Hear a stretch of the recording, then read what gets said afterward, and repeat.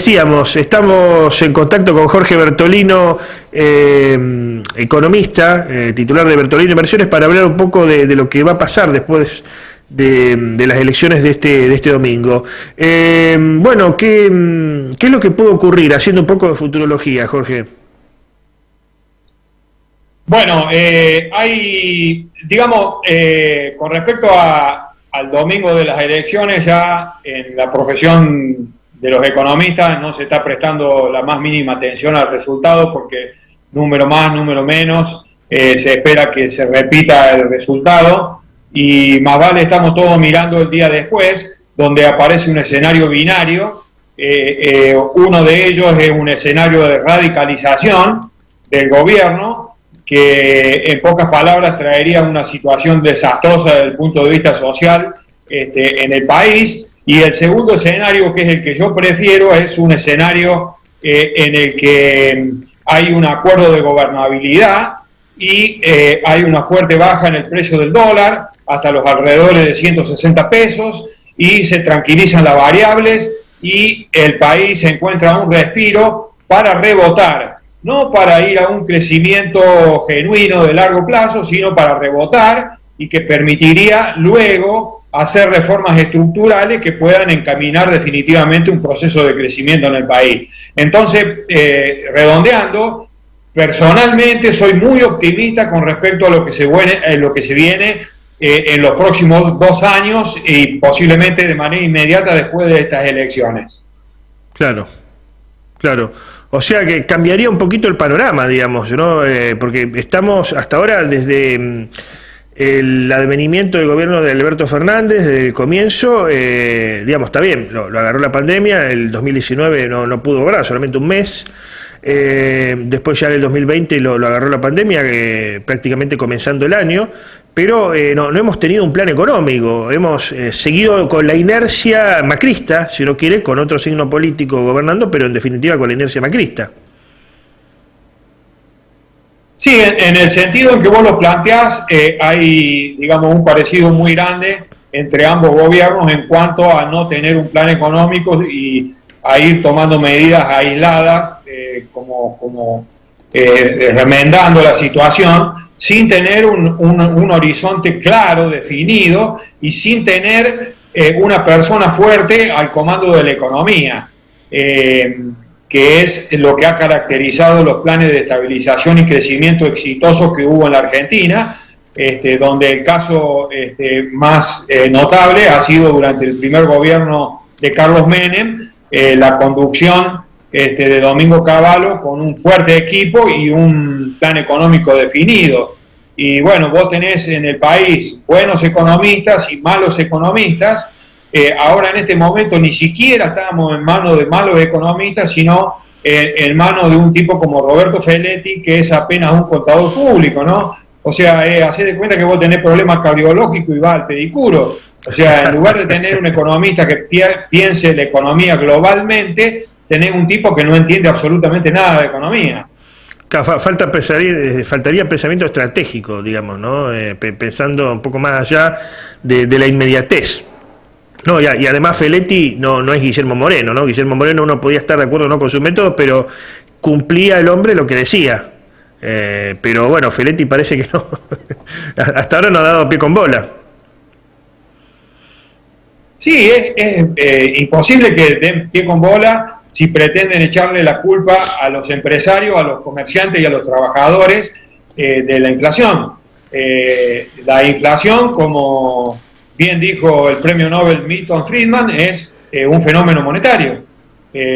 Si vos emitís una cantidad considerable de moneda y la gente desprecia a esa moneda, no la quiere, se la saca rápidamente de encima, no confía en su moneda ni en su gobierno y va y compra dólares, entonces por más que pongas controles y quieras manejar férreamente la economía y decidir los precios y cantidades a las que se tiene que comprar y vender cada producto, y bueno, está escrito, lo cito una vez más, hay un libro que se llama 4.000 años de controles de precios y salarios, cómo no combatir la inflación.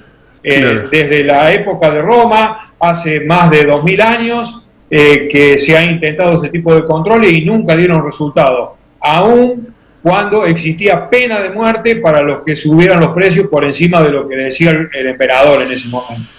Claro, algunos hablan de un retorno a los 90, ¿no? Un retorno al menemismo, pero un menemismo sin la frivolidad, ¿no? De la pizza y el champán, las vedettes, las Ferraris, el jet set que caracterizó a los 90, pero están volviendo los personajes de los 90, volvió Cavallo.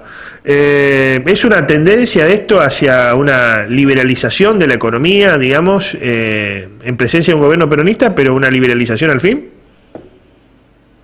Mira, yo creo que hay dos hechos que confluyen. Uno es, digamos, que la agenda de discusión de los temas económicos se ha corrido como consecuencia del accionar mediático de muchos economistas que han instalado el tema de las reformas estructurales, de bajar el gasto público, de bajar los impuestos, de moderar el crecimiento del stock monetario, de favorecer la rentabilidad de las empresas para poder crecer, de retornar a la cultura del trabajo en lugar de la cultura de la dádiva, de que la gente tenga un empleo y no que tenga un plan social.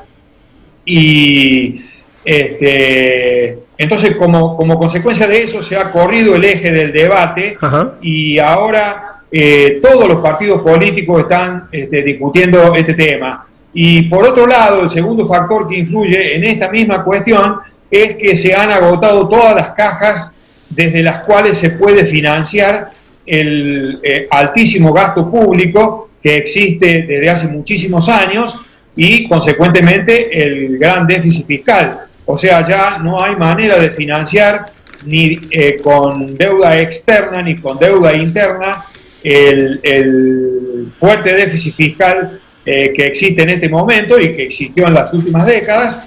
Y entonces, bueno, sintetizando, hay un corrimiento de la agenda de debate y no existen posibilidades de seguir financiando el déficit fiscal. Entonces todos los caminos conducen hacia un cambio que implicaría hacer lo que hacen los países normales, los países que crecen, y Argentina entonces, a mi criterio, está a un paso de doblar el codo y dejar atrás largas décadas de estancamiento y comenzar una era brillante de crecimiento con inclusión social, como se acostumbra a decir ahora, ¿no? Uh-huh. Para hacerse los progres. ¿Qué va a pasar con el dólar, por último? ¿Qué va a pasar con el dólar? Hasta ahora hemos, pese a los controles del gobierno, hemos asistido a la suba del dólar, que muchos dirán, bueno, yo no compro dólares, yo no especulo con el dólar, pero es evidente que toda la economía o buena parte de ella está dolarizada,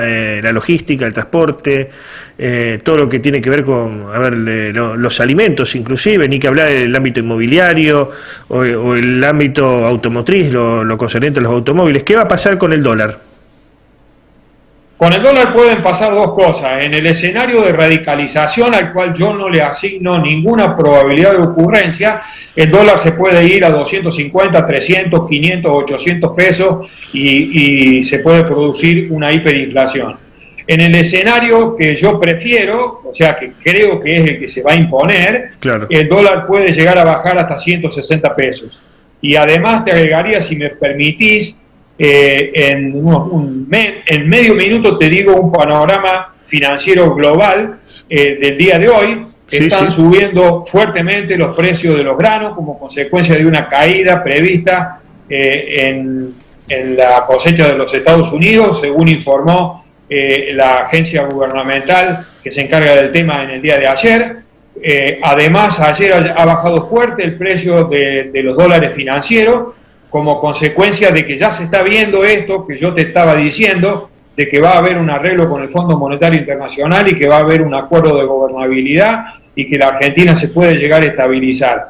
Además, y por último, un balance extraordinariamente bueno de YPF ayer luego del cierre del mercado, que augura una fuerte suba de ese papel para el día de hoy, que ya ayer subió. Los precios de las acciones argentinas en Nueva York han estado subiendo fuertemente y no han podido subir acá en la Argentina como consecuencia de la baja del dólar. ha bajado fuerte el precio del dólar ayer, el dólar financiero.